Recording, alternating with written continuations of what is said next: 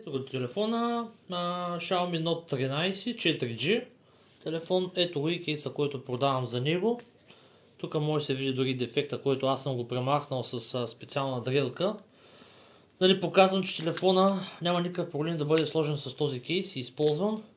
Изключително готин, удароустойчив кейс, който може да предпази от абсолютно всяко падане. Натискам копчето, за да видите, че реално телефонът работи. Хайде. Да, малко припускането, той още има да там за настройки разни неща.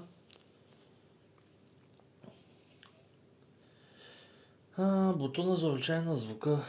Там някакви услуги има, глупости, дето още не ги разбирам. Ето копчетата за звука работят. Единственият проблем е, че трябва малко така, доста повече усилия да се положи, за да бъдат натиснати самите копчета.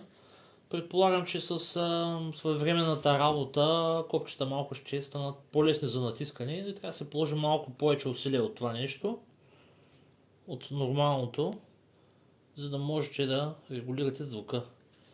Малко повече усилия, тъй като са по-твърди самите копчета, трябва да бъде положено, за да може наистина да работят. Ето, хоп-хоп. Наистина полагам така доста повече усилия, за да успея да го активирам.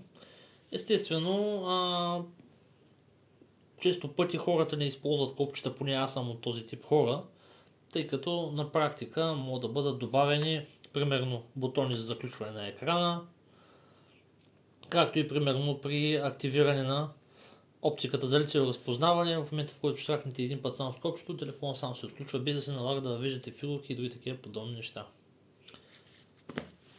Може да изключиш видеото.